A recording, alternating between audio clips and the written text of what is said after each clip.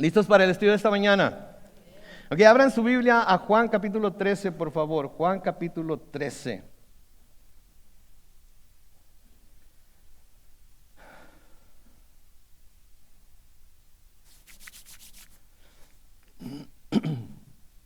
Cuando lo encuentren digan amén. Y oremos todos juntos y pongamos este estudio en las manos del Señor. Padre Celestial, te damos gracias, Señor, una vez más, por este día tan hermoso que nos has dado. Te damos gracias, Señor, porque eres bueno, para siempre es tu misericordia.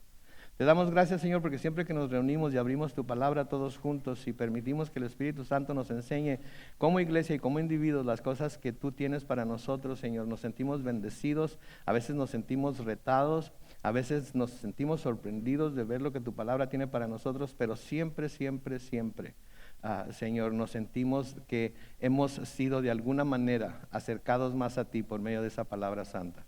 Entonces, que esto sea lo mismo que sucede hoy, Señor. Pongo a todos mis hermanos y me pongo yo mismo en tus manos para que tú, de acuerdo a tu perfecta voluntad y por el poder de tu Espíritu, abriendo tu palabra, Señor, podamos ser iluminados para entender tu corazón, para saber las cosas que nos dejaste estampadas,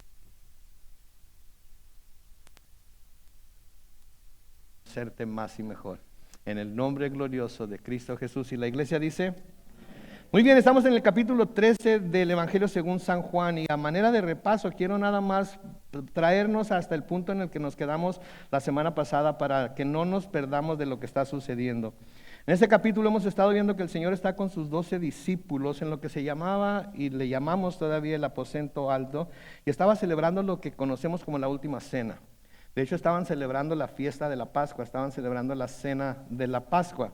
Y estaban ahí todos reunidos a punto de celebrar esta cena.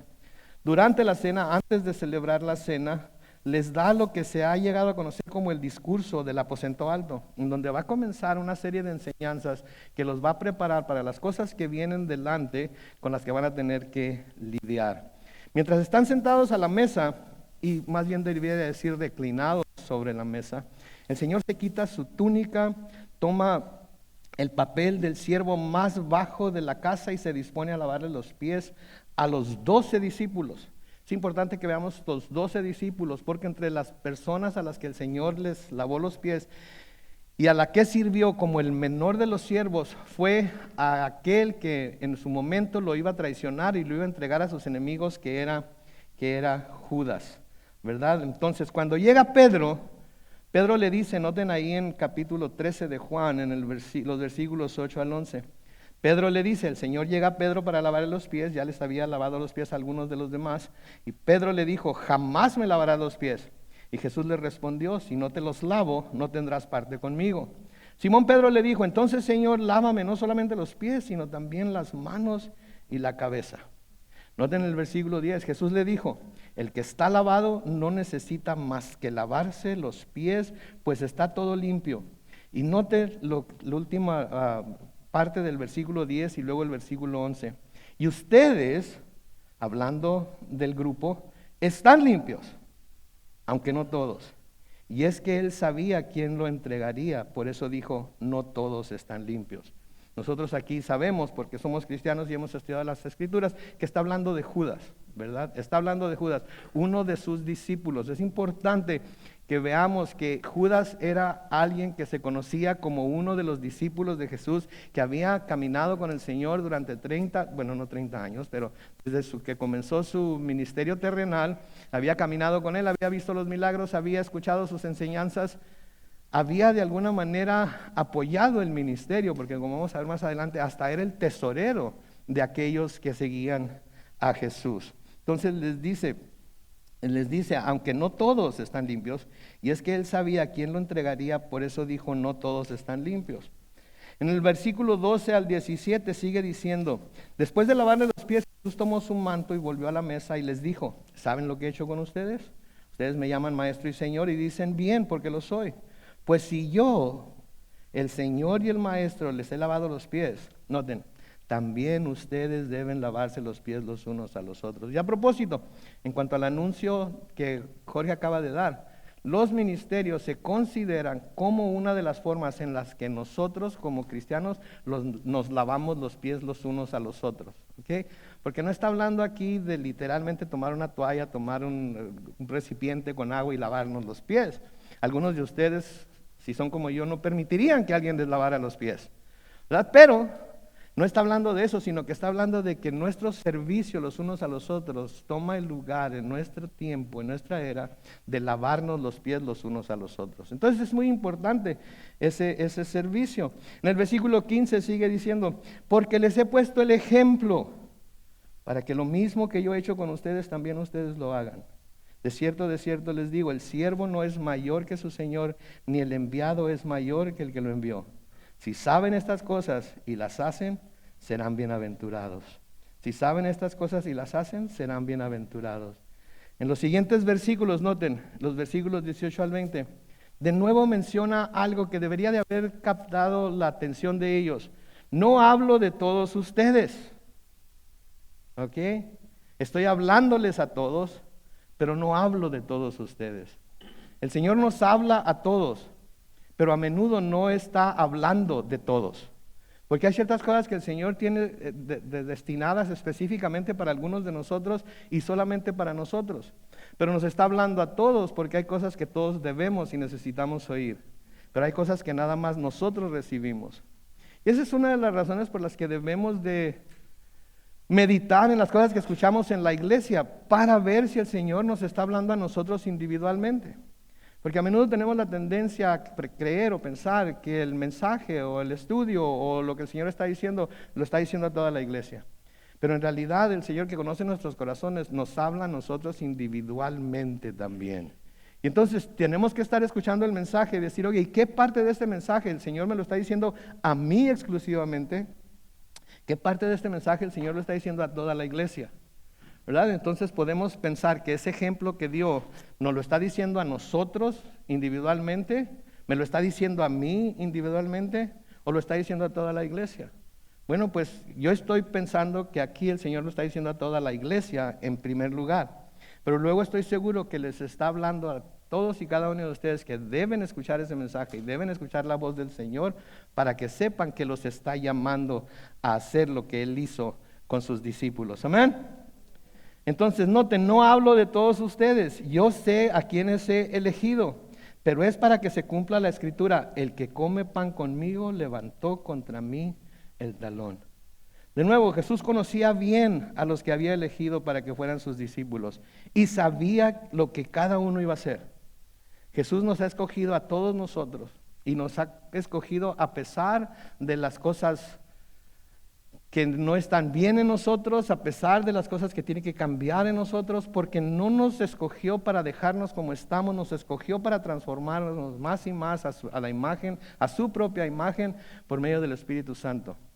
Entonces, aunque Él no pidió que nosotros hiciéramos ningún cambio, que nosotros hiciéramos ninguna cosa para poder encontrar salvación en Cristo, porque de tal manera amó a Dios al mundo incondicionalmente, no quiere decir que una vez que venimos a Él no quiere cambiarnos. De hecho es lo que quiere, cambiarnos, porque así como somos antes de venir a Cristo, no podremos heredar el reino de los cielos.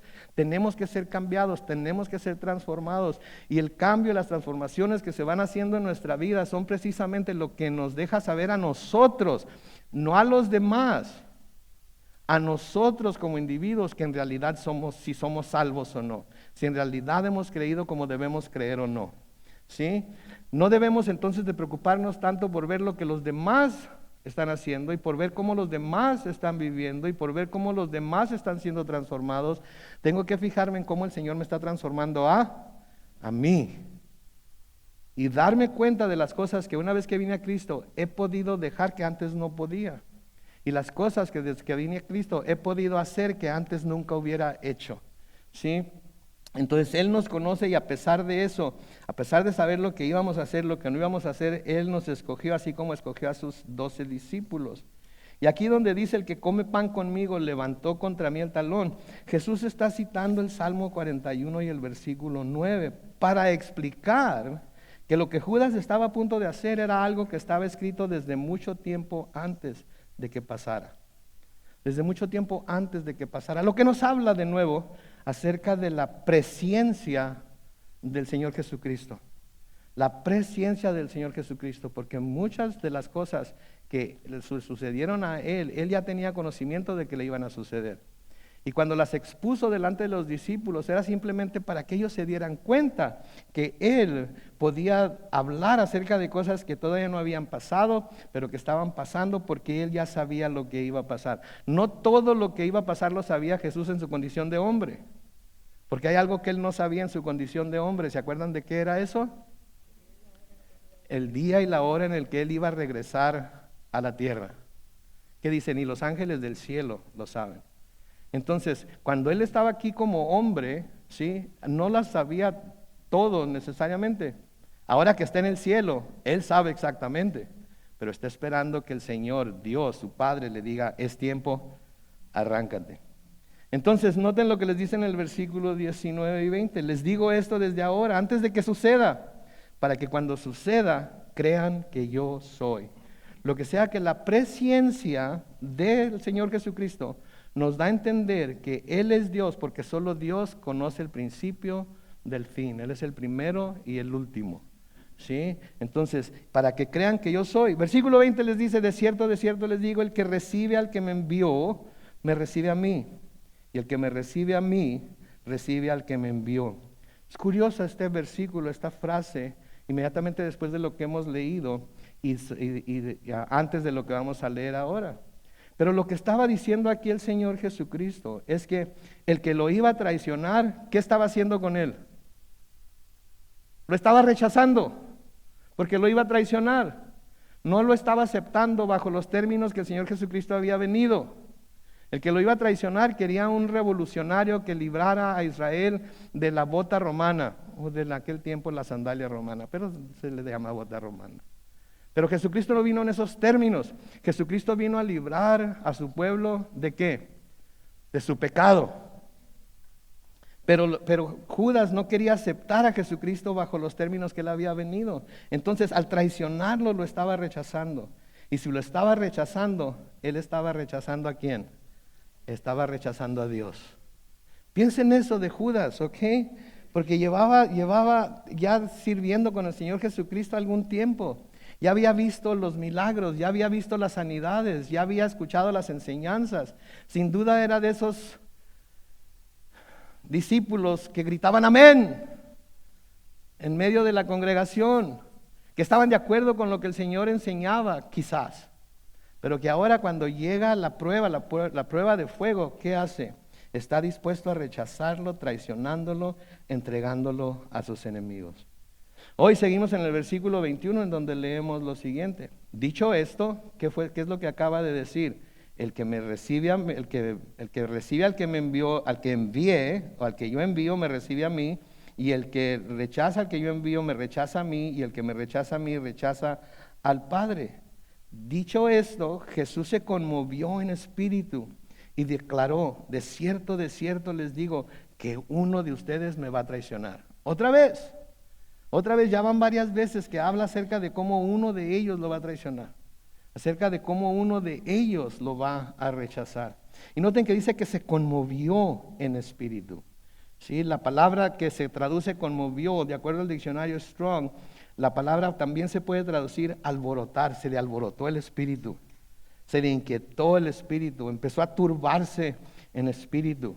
Misma palabra que se usa en Juan capítulo 12 y el versículo 27 que leímos anteriormente cuando estudiamos ese capítulo, en donde el Señor Jesucristo dice, ahora mi alma está turbada. ¿Y acaso diré, Padre, sálvame de esta hora? Si para esto he venido. Una vez más, su espíritu se turbó dentro de él, su espíritu se conmovió dentro de él, se sintió inquieto por lo que él sabía que estaba por pasar. ¿Y qué es lo que detectamos aquí en el Señor Jesucristo? Pues aquí detectamos los sentimientos humanos que se estaban manifestando en Él. ¿Por qué? Porque sabemos que Jesucristo era 100% Dios, pero también era que 100% hombre. Y aquí simplemente se están manifestando esos sentimientos humanos en Él.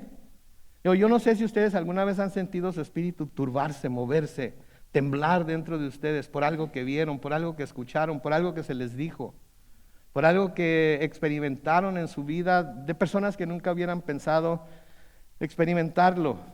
por algún maltrato, por alguna traición, por alguna situación peligrosa en la que se encuentran. Su espíritu se turba, ¿verdad? Su espíritu se tiembla, se mueve de la manera, se conmueve de la manera en la que el Espíritu del Señor se conmovió aquí. Así como cuando fue a visitar a Lázaro y le dijeron que estaba en la tumba, su espíritu se conmovió. ¿Sí? ¿Por qué? Porque estaba viendo lo que el pecado había traído sobre el hombre, que era la muerte, cosa que el hombre nunca debió haber experimentado, pero por el pecado ahora lo tiene que experimentar. Entonces vemos sus sentimientos humanos. ¿Por qué? Porque en unos momentos más, Judas, que él sabía lo que iba a hacer, iba a salir a traicionarle, iba a salir a entregarlo a los sumos sacerdotes y los líderes religiosos. Unas horas después de eso, él iba a ser arrestado, iba a ser juzgado y sentenciado a muerte, siendo completamente inocente. Y como hombre, su espíritu se turbó. Se turbó. ¿Sí? No estaba diciendo, pues échenle. Como ser humano tenía temor. Como ser humano no quería pasar por lo que estaba a punto de pasar en las siguientes horas. Como ser humano tenía temor de estar separado del Padre, tenía temor de que todo el pecado del mundo iba a ser puesto sobre él. Tenía temor, sí, tenía temor, sí. Y cómo más iba él a reaccionar cuando iba a ser sentenciado a muerte, y una muerte horrenda, que era una muerte de cruz. Y él lo sabía.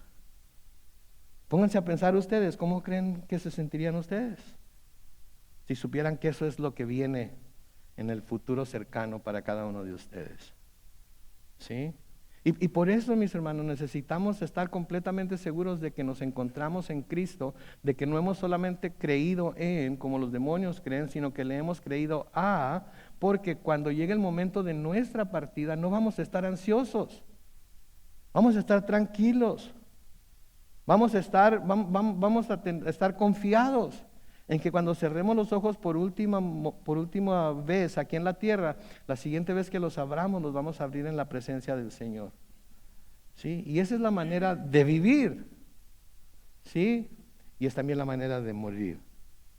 Entonces el Señor se sintió turbado, se sintió su espíritu conmovido, ¿sí? Y ahí creo que nosotros nos sentiríamos de la misma manera si no fuéramos cristianos y hubiéramos puesto toda nuestra fe y esperanza en el Señor Jesucristo. Noten, después de que esto sucede, les deja caer la bomba encima de que uno de ellos lo va a traicionar. Al decir uno de ustedes me va a entregar, una vez más, indica la presciencia del Señor, que siempre es, esa presciencia, si lo notamos, siempre se da en sumisión al plan de Dios, y nos revela que estos eventos no lo estaban tomando por sorpresa, sino que él conocía. Él sabía a lo que había venido, él sabía lo que le iba a pasar. Y de hecho esto fue lo que se profetizó de antemano, antes de que él naciera. El profeta Isaías profetizó esto acerca de Jesús. En Isaías capítulo 53, Isaías 53 y el versículo 3, hablando de Jesús, noten lo que dice. ¿Será que despreciado y desechado por la humanidad entera? ¿Será el hombre más sufrido, el más experimentado en sufrimiento? Y nosotros no le daremos la cara. Será menospreciado, no lo apreciaremos. Esto es lo que se estaba profetizando del Mesías cientos de años antes. Sí, noten, será despreciado, desechado. ¿Cuánto tiempo nosotros, ahora cristianos, cuánto tiempo estuvimos despreciándolo y desechándolo? ¿Cuántas personas nos hablaron acerca del Evangelio y de la salvación en Cristo? Y nosotros simplemente no quiero saber nada de tu Cristo, no quiero saber nada de tu Biblia, no quiero saber nada de tu iglesia, no quiero saber nada de la salvación. Yo no soy una persona tan mala que no pueda, que Dios no me deje entrar al cielo porque hay otros más malos que yo. No se trata de eso. Se trata de que no hay buenos, se nos dice en el libro de Romanos, ni aun uno. Se trata de que cuando todos pecamos, todos estamos ¿qué? Destituidos de la gloria de Dios. Se trata de que muchos de nosotros hemos mostrado ciertas características y comportamientos que, de acuerdo a lo que Pablo les dice a los corintios, nos excluirían del reino de los cielos. Pero Cristo, a pesar de ser despreciado, a pesar de ser desechado, a pesar de haber sufrido todo lo que sufrió y experimentar ese sufrimiento, a pesar de que en un tiempo nosotros no le dimos la cara y lo menospreciamos, Él no dijo, pues últimamente, si no quieren, me devuelvo al cielo y no muero por ustedes. No, enfrentó todo lo que estaba por enfrentar de parte de Judas, y enfrentó todo lo que iba a enfrentar de parte de los líderes religiosos, y enfrentó todo lo que iba a enfrentar de parte de los romanos. ¿Para qué?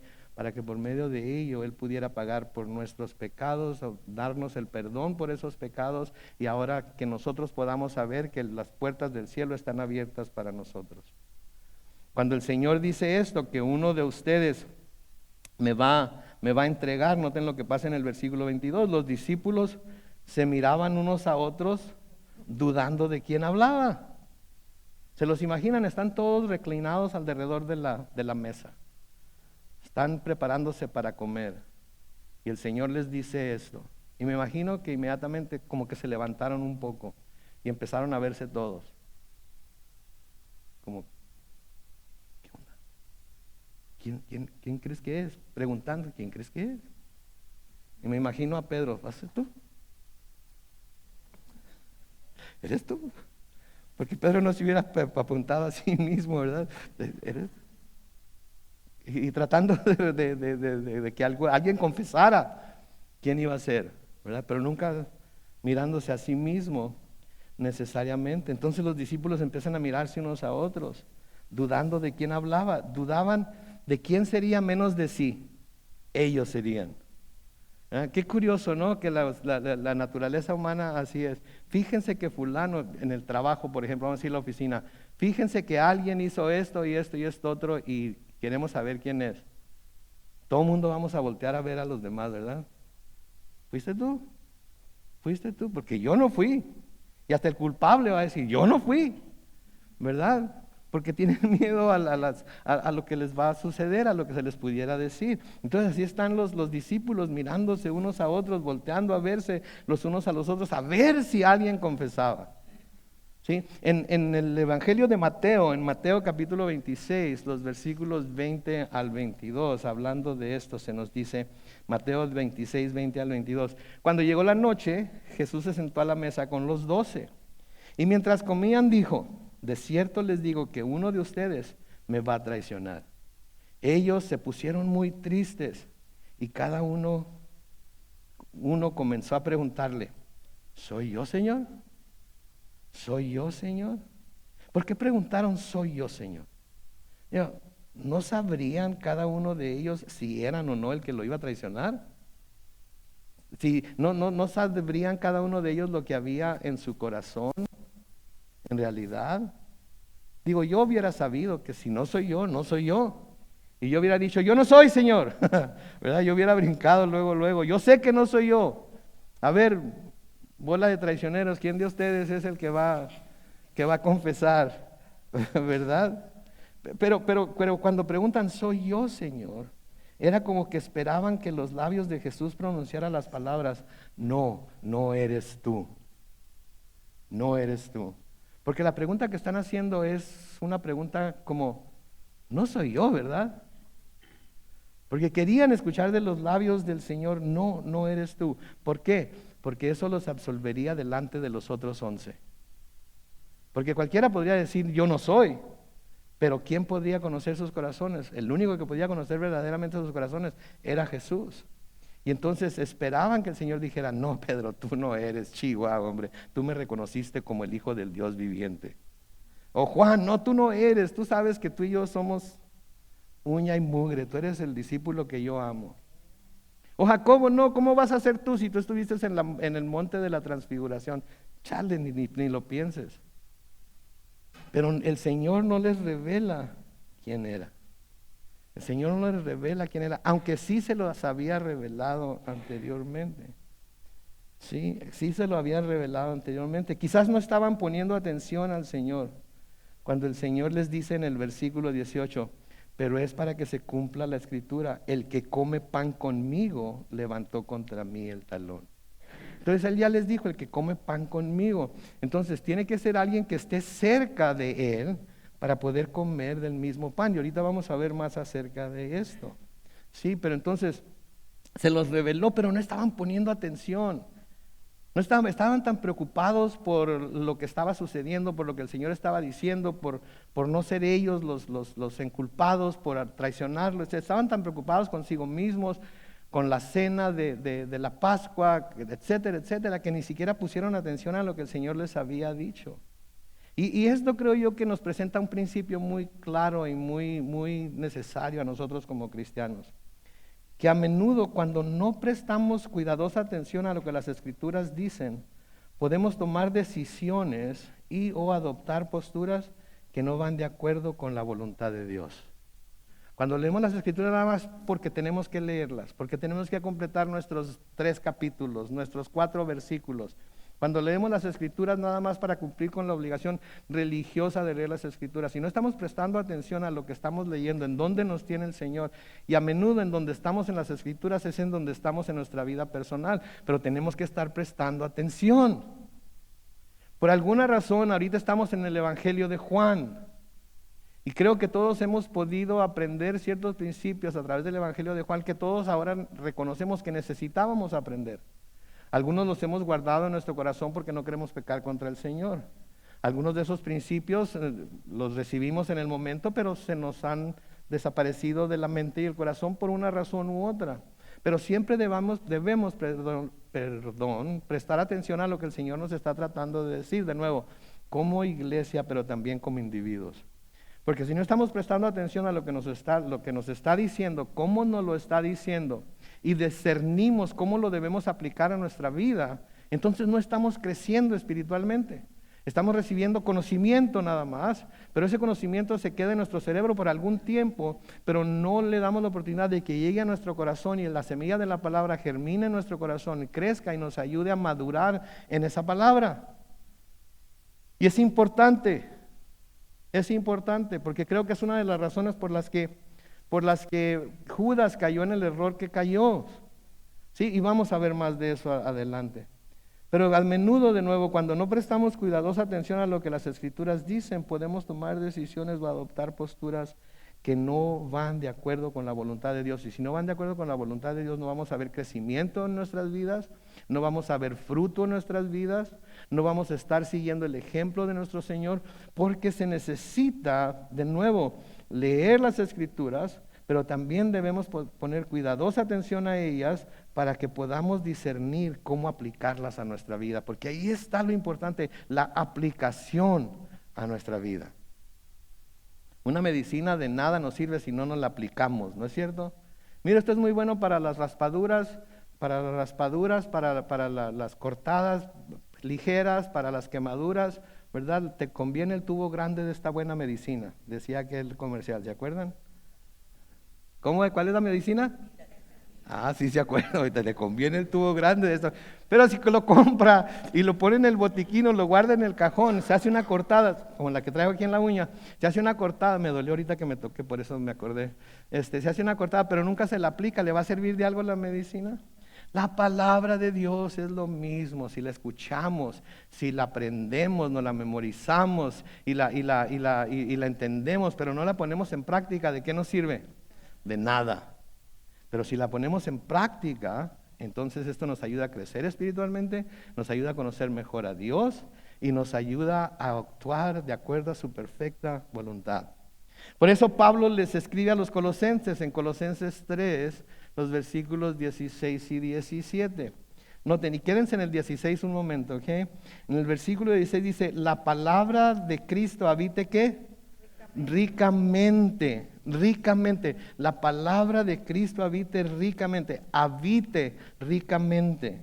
La palabra que se traduce ahí es ricamente, del griego es la palabra plousios, que quiere decir copiosamente. Cuando algo es copioso, ¿qué está pasando? Está rebosando, ¿verdad? Está saliendo por encima. ¿Sí? Ya se llenó, pero se sigue echando más. Quiere decir abundantemente. Sí, quiere decir ampliamente. O sea, no es nada más lo profundo ni lo alto, sino es lo ancho también de cómo la palabra de Dios, la palabra de Cristo habita en nosotros ricamente, generosamente. Saben que con estas descripciones de lo que esta palabra quiere decir, creo que ninguno de nosotros puede decir que llegue el momento en el que ya es suficiente. ¿Usted cree que ya tiene suficiente de la palabra? ¿Usted cree que ya tiene suficiente conocimiento? ¿Usted cree que ya tiene suficiente entendimiento? ¿Cree que ya tiene suficiente entendimiento y discernimiento como para saber cómo aplicar todos los principios de la palabra que la palabra nos presenta cada semana, cada mes, cada vez que la leemos?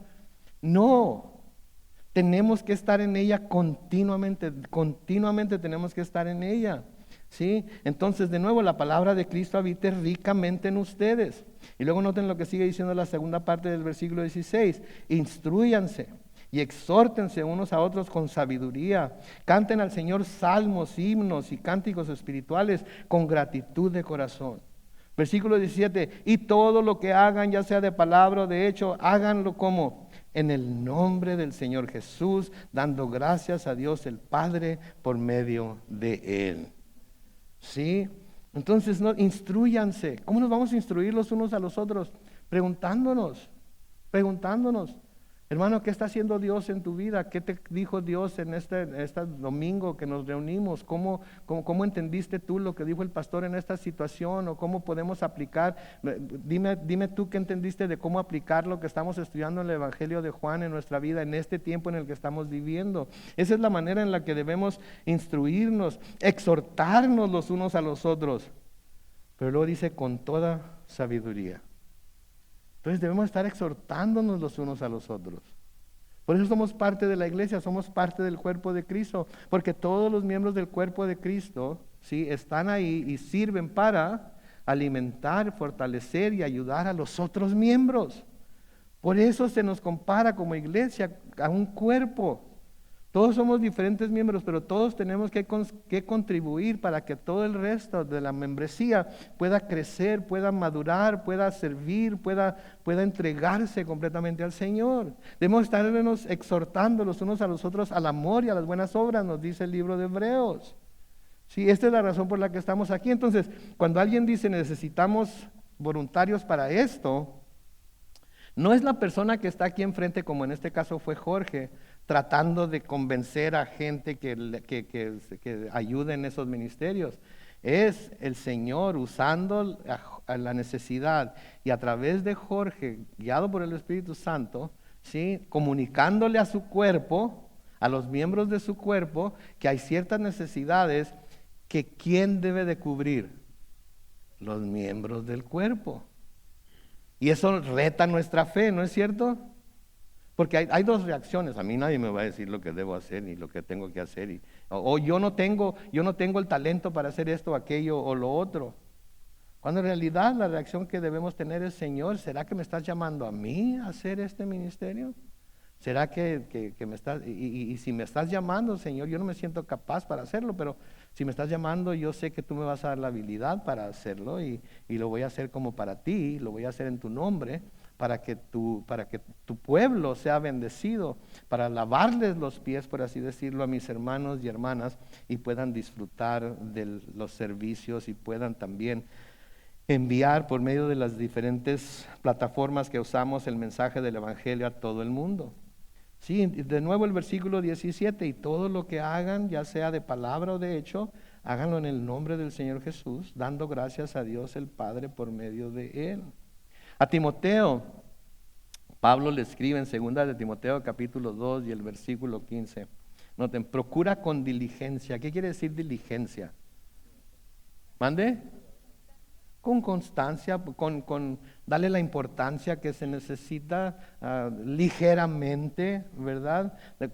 Procura con diligencia presentarte ante Dios aprobado, como obrero que no tiene que avergonzarse y que usa bien la palabra de verdad. Hay mucha gente que no usa bien la palabra de verdad. Y lejos de acercar al pueblo de Dios a su palabra y por medio de esa palabra acercarlo a Él mismo, está alejando al pueblo de Dios.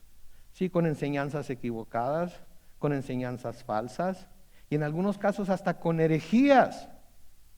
¿Sí? Pero la gente que no tiene la palabra de Dios guardada en su corazón, la gente que no ha aprendido a aplicarla a sus vidas, escucha estas cosas y tienen tanto sentido.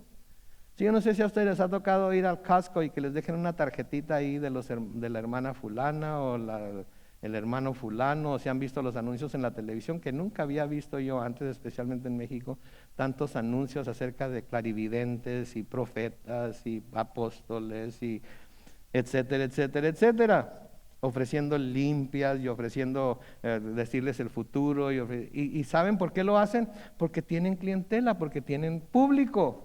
Y luego ponen imágenes religiosas detrás como trasfondo. ¿Para qué?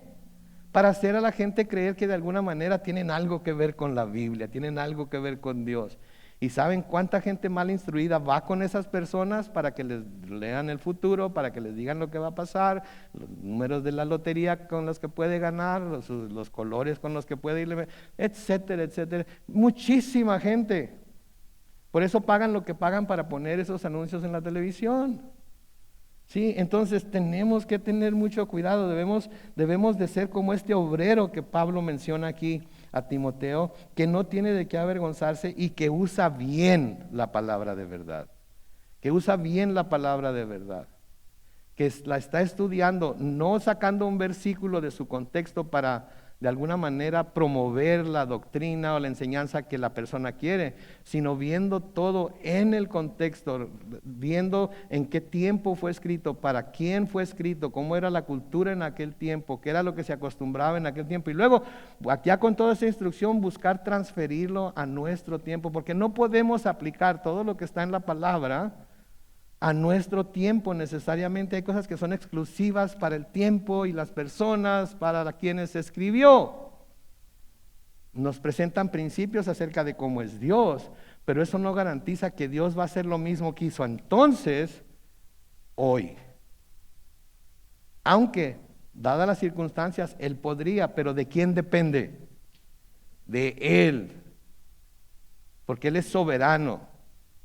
Y no va Él a someterse a nada que el ser humano quiera imponerle, nada más porque lo pidió en el nombre de Cristo, nada más porque se ve, que se está escrito en el Antiguo Testamento, etc. Tenemos que someternos a la voluntad del Señor. Tenemos que someternos a la voluntad del Señor. El versículo 23 de Juan 13 sigue diciendo: uno de sus discípulos, al cual Jesús amaba, estaba recostado al lado de Jesús. Este discípulo al cual Jesús amaba, ¿saben quién era? No, no.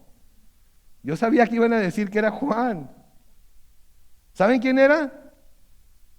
La Biblia no dice. Pero ahí está la cosa, pues, ahí está la cosa que inmediatamente todo mundo, ¿verdad? Pero la Biblia no nos dice. Entonces tenemos que tener mucho cuidado con ese tipo de cosas, ¿verdad? Porque hay gente que lee la Biblia para ver en dónde nos estamos equivocando. Y cuando afirmamos algo que la Biblia no dice, ¿saben qué van a hacer? Nos lo van a echar en cara.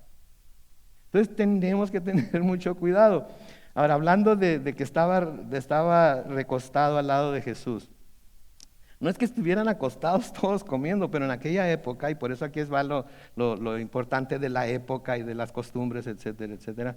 Pero en aquella época la gente generalmente no se sentaba a una mesa para comer, no tenían sillas. Y esto lo hice ayer en mi sala, lo recreé el momento para ver cómo se sentiría. Y creo que a lo mejor a ustedes les convendría hacerlo también.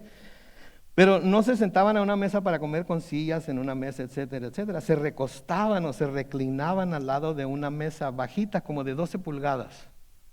Y se reclinaban sobre el codo, normalmente dicen que en el codo izquierdo, y con la mano izquierda agarraban, por ejemplo, vamos a decir la tortilla, o la pita, o lo que fuera, y le arrancaban un pedazo y la volvían a poner en el centro de la mesa, y luego con la mano derecha metían la mano en una bandeja donde estaba toda la comida, y todos comían así, recostados sobre un codo y con la otra mano comiendo.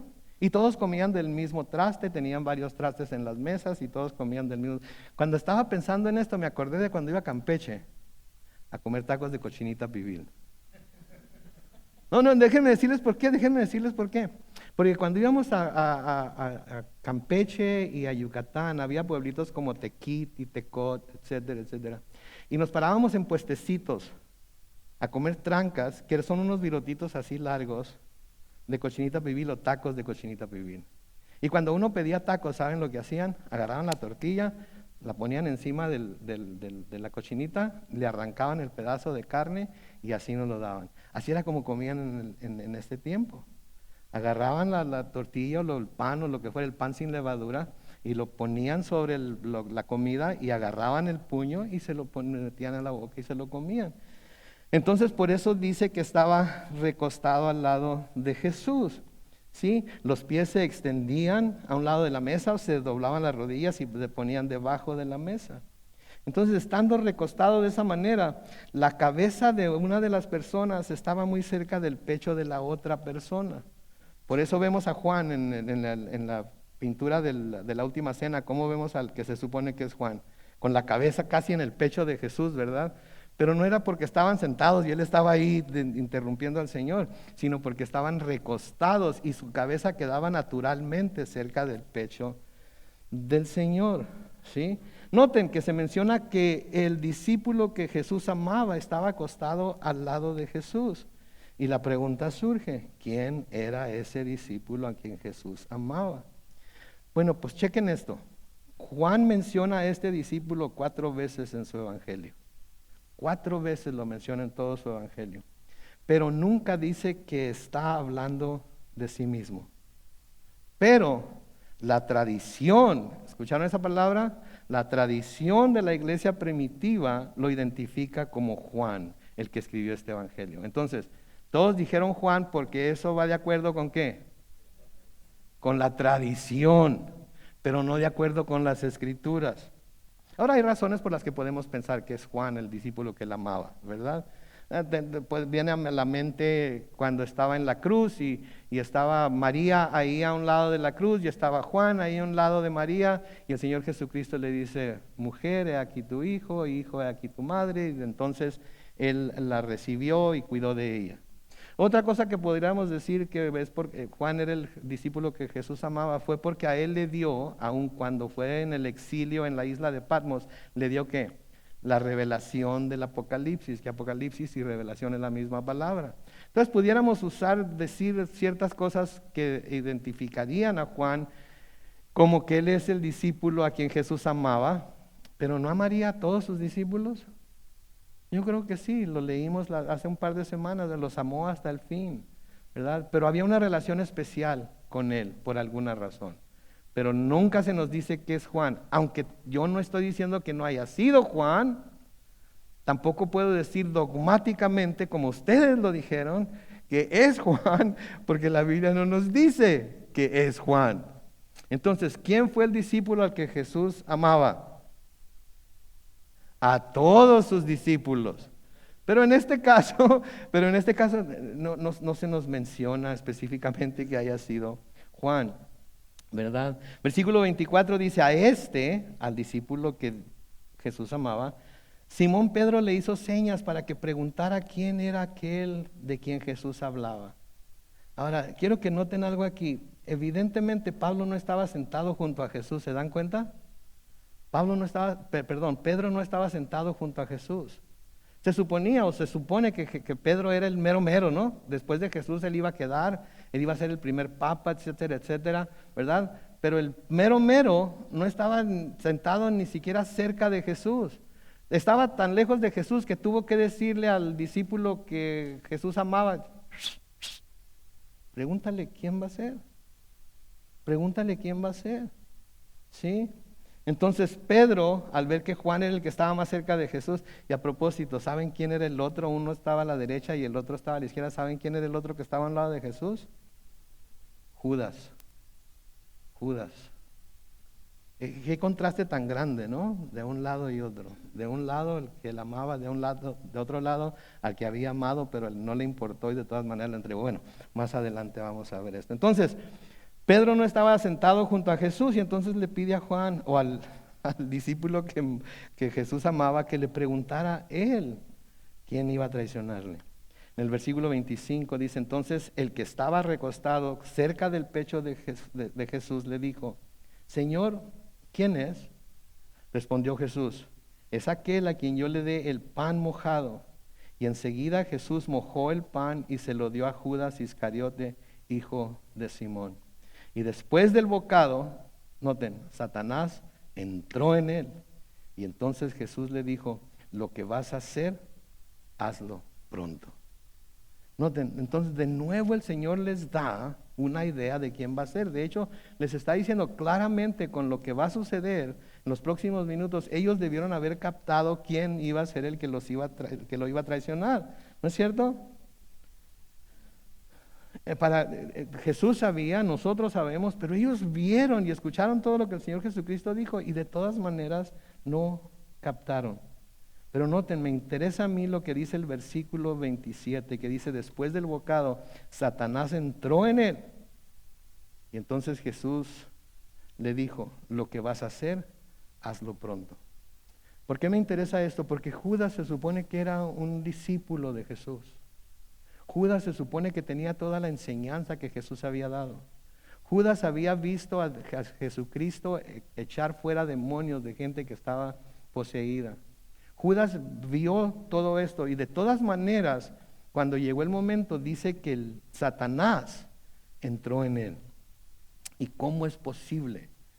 Me tengo que preguntar yo, como estudiante de la vida, ¿cómo es posible que alguien que caminó con el Señor, alguien que anduvo con él, escuchó sus enseñanzas, ahora Satanás puede entrar en él tan fácilmente, sin ninguna oposición?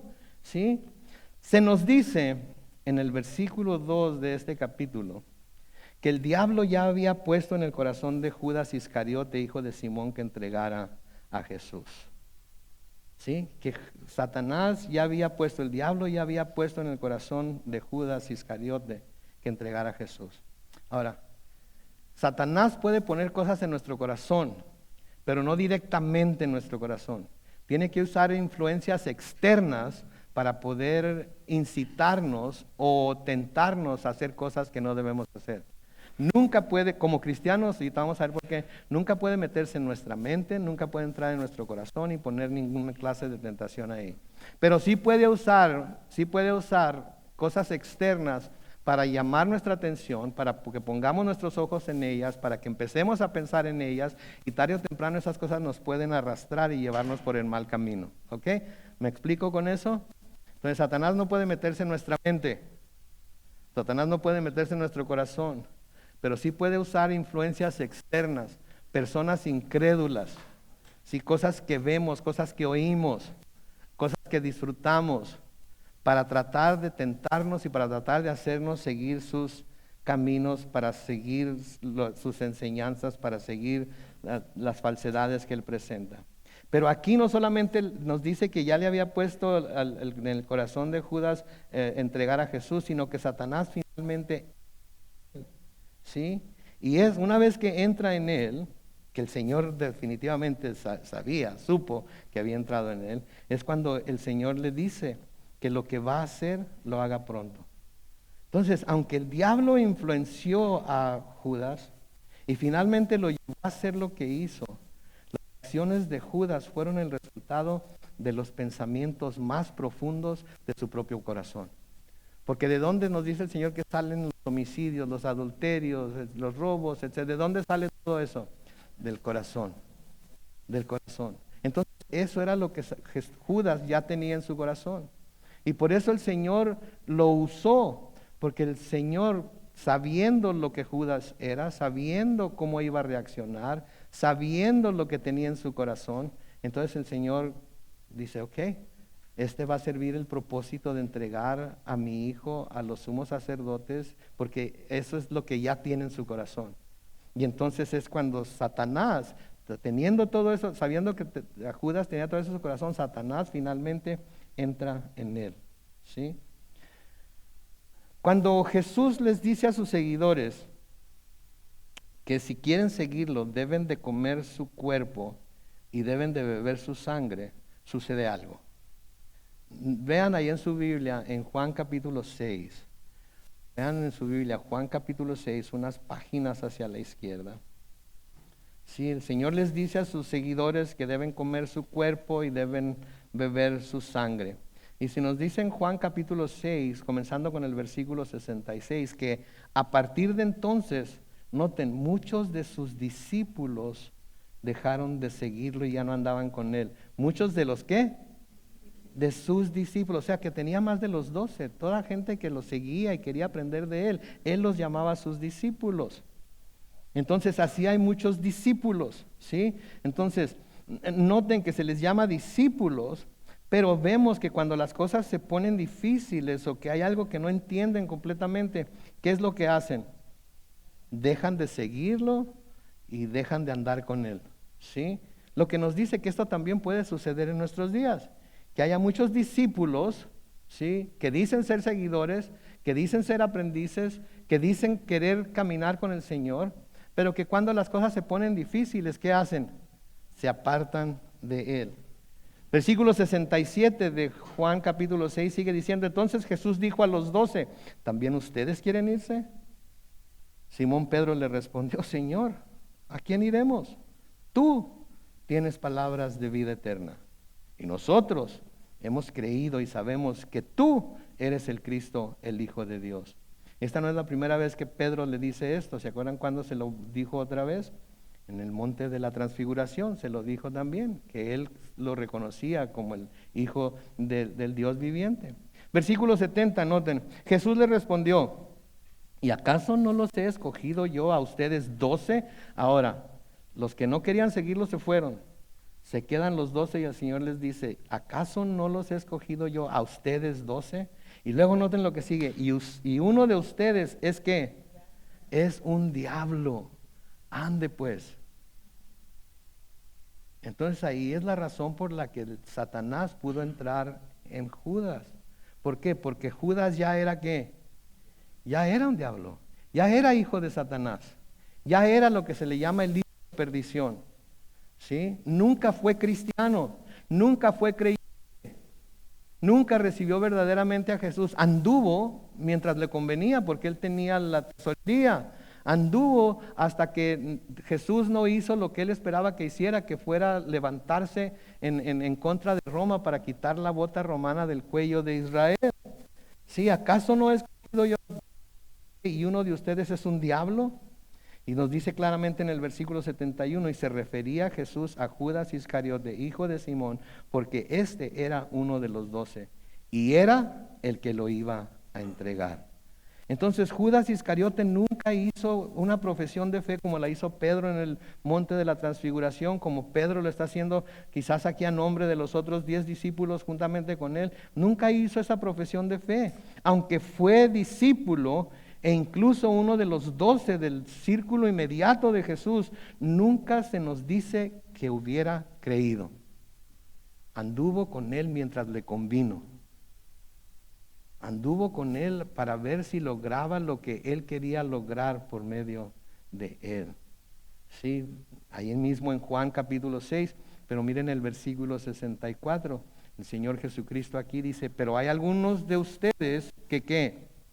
Que no creen. Y es que Jesús sabía desde el principio quiénes eran los que no creían y quién lo entregaría. Entonces noten cómo está poniendo al que lo iba a entregar, ¿con quiénes? Con los que no creían. Pues por eso Satanás pudo entrar en él tan fácilmente. Porque si hubiera sido un verdadero creyente, Satanás nunca lo hubiera podido poseer. Porque cuando alguien cree verdaderamente en el Señor, el Espíritu Santo de Dios viene a morar en esa persona de ese momento para adelante. De ese momento para adelante. Y para que el diablo lo pueda poseer a esa persona, primero tendría que echar fuera de esa persona al Espíritu Santo de Dios. ¿Y ustedes creen que Satanás tiene el poder para echar fuera al Espíritu Santo de Dios? Para nada. Para nada. Él no tiene el poder. Entonces, si somos verdaderos cristianos, si en verdad hemos creído, si en verdad hemos puesto toda nuestra fe y esperanza en el Señor Jesucristo, una de las cosas que podemos estar seguros es que el Espíritu Santo de Dios mora en mí. Diga, el Espíritu Santo de Dios mora en mí. Otra vez, el Espíritu Santo de Dios mora en mí. y mayor es aquel que está en mí que aquel que está en el mundo. Entonces, como cristianos, nunca, nunca, nunca podremos ser poseídos por Satanás. Pero sí puede usar cosas externas para influenciarnos. Y por eso es que debemos de prestar tanta atención a lo que estamos dejando entrar por nuestros ojos, por nuestros oídos, lo que estamos leyendo, lo que estamos aceptando en nuestros hogares, porque todas esas cosas sirven para influenciarnos, aunque no pueden poner esos pensamientos en nuestra mente. Satanás no necesita tener poder para poner esas cosas en nuestra mente y en nuestro corazón. Nosotros a menudo por nuestro propio comportamiento y por nuestras propias prácticas dejamos que esas cosas entren. Y hay quienes son arrastrados por esas mentiras. ¿Sí? Son arrastrados por esas mentiras. Entonces tenemos que tener mucho cuidado con eso. En Primera de Juan capítulo 3, los versículos 23 y 24 dicen, este es su mandamiento, que creamos en el nombre de su Hijo Jesucristo y nos amemos unos a otros como Dios nos lo ha mandado. El que obedece sus mandamientos permanece en Dios y Dios en él. El que obedece sus mandamientos, ¿qué le pasa? Permanece en Dios y Dios en él. El que obedece sus mandamientos, ¿qué pasa? Permanece en Dios y Dios en él. En esto sabemos que él permanece en nosotros por el Espíritu que él nos ha dado. De nuevo, si Dios está en nosotros por el Espíritu Santo, ¿creen que Satanás nos podrá poseer? Para nada. Por eso yo no le tengo miedo a Satanás. Tengo miedo de darle cabida. Tengo miedo de abrirle la puerta. Y tengo que estarme cuidando para no hacerlo. Y tengo que llevar todos mis pensamientos cautivos en obediencia a Cristo. ¿Sí? Pero no tengo miedo a lo que me pueda hacer, porque Satanás no me puede hacer absolutamente nada si Dios no se lo permite primero. En Primera de Juan capítulo 4 y el versículo 4 dice, hijitos, ¿ustedes de quién son? Son de Dios y han vencido a esos falsos profetas de los que Juan habla en ese libro, porque mayor es el que está en ustedes que el que está en el mundo. Entonces nosotros hemos vencido, nosotros ya estamos luchando desde la victoria, no estamos luchando para obtener victoria, estamos en la victoria y seguimos luchando desde la victoria que Cristo logró por nosotros en la cruz. Si una vez más, es digno de notar que parece que Judas estaba más cerca de Jesús de lo que Pedro estaba. Estaba más cerca de Jesús de lo que Pedro estaba.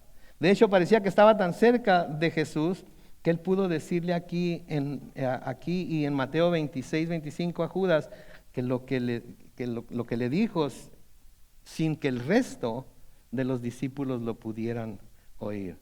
Versículo 28 sigue diciendo, pero ninguno de los que estaban a la mesa entendió por qué le dijo esto.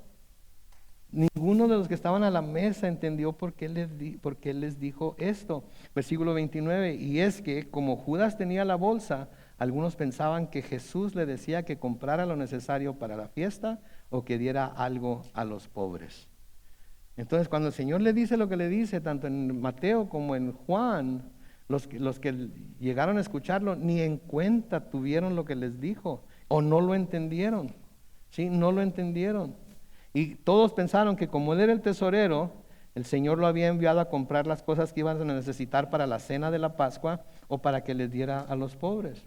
Una vez más, Juan relata una ocasión en la que la comprensión de los discípulos les falló. Solo podían pensar en términos de comprar comida o limosna como explicación de las palabras de Jesús a Judas, porque él era el tesorero. De nuevo el versículo 30, en cuanto Judas tomó el bocado de pan, salió, era ya de noche. Ahora, yo me pregunté cuando estaba leyendo esto por primera vez, ¿por qué el Señor no quería que los demás discípulos supieran quién era el que lo iba a traicionar?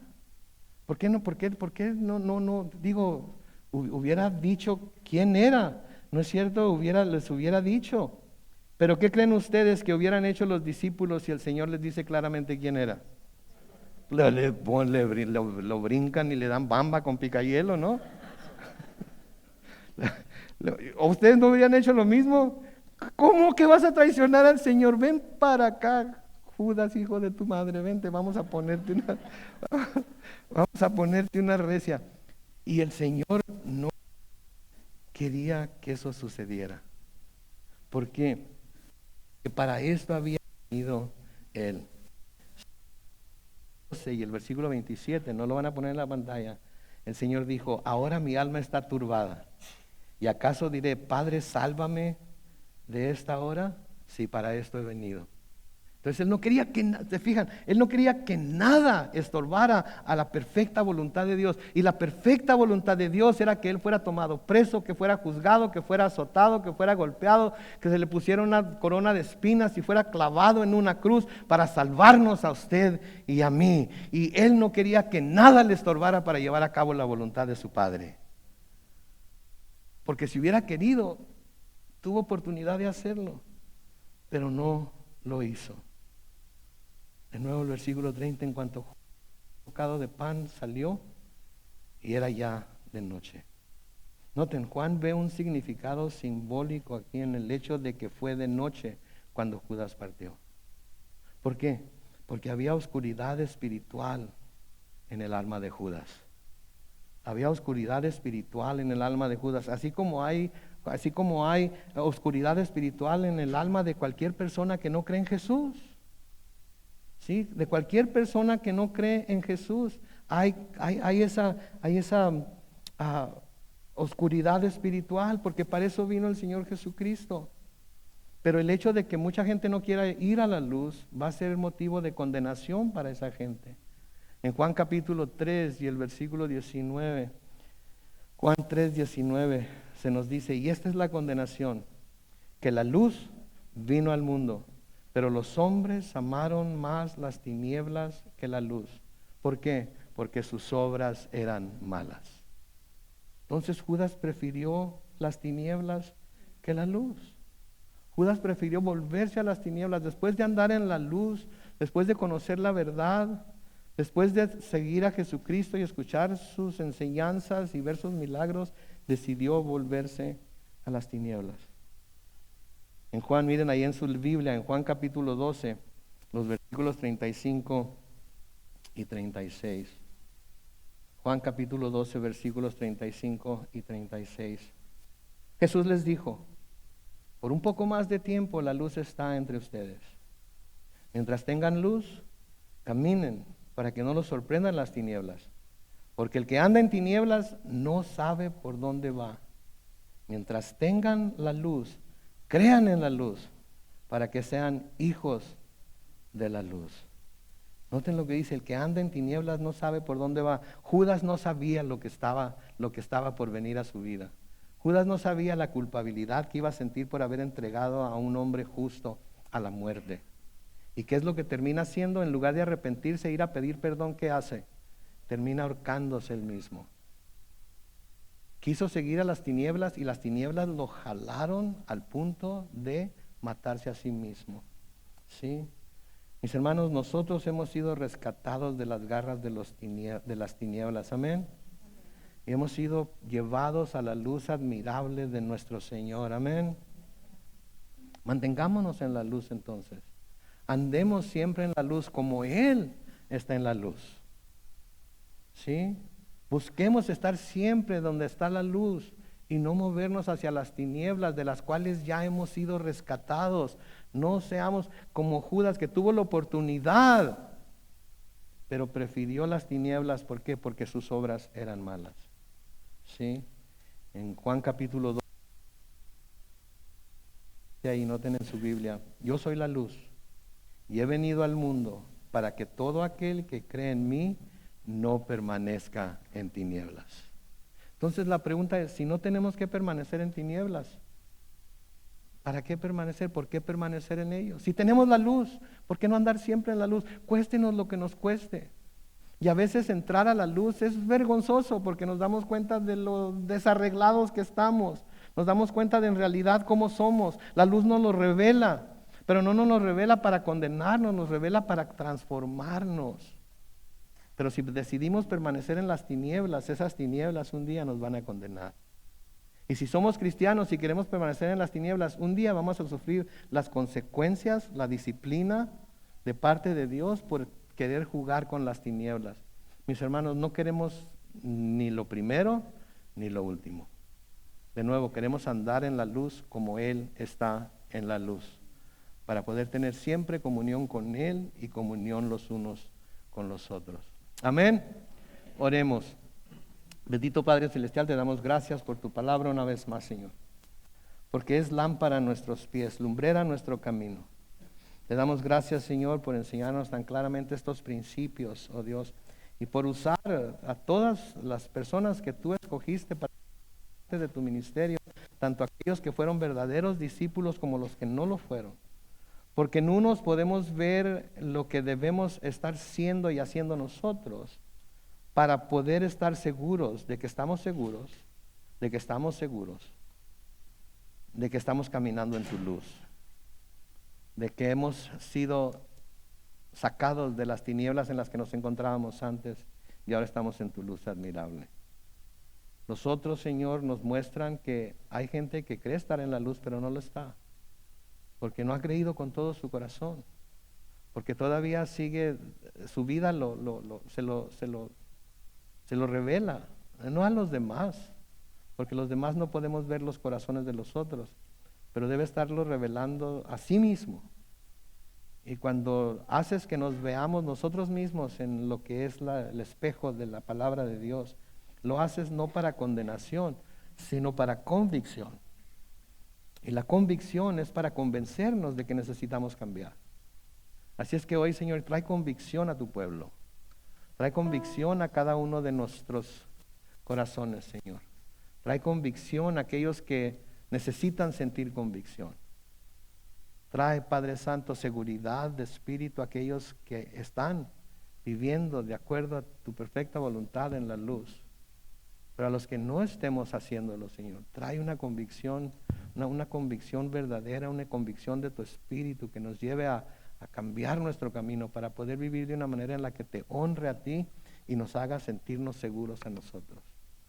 Padre, todo lo que nos dices, todo lo que nos enseñas son para abrir nuestros ojos a la verdad. Ayúdanos, Señor, a andar en tu verdad. Santifícanos en tu verdad. Tu palabra es verdad. Por eso la estudiamos, por eso la escudriñamos, porque queremos tener la sabiduría para saber aplicarla en nuestras vidas en las áreas que debemos aplicarlas. Danos, Señor, tanto el querer como el hacer de tu perfecta voluntad, de acuerdo a tu palabra, Señor. Bendecimos tu nombre y lo hacemos en el nombre glorioso de Cristo Jesús. Y la iglesia dice, amén.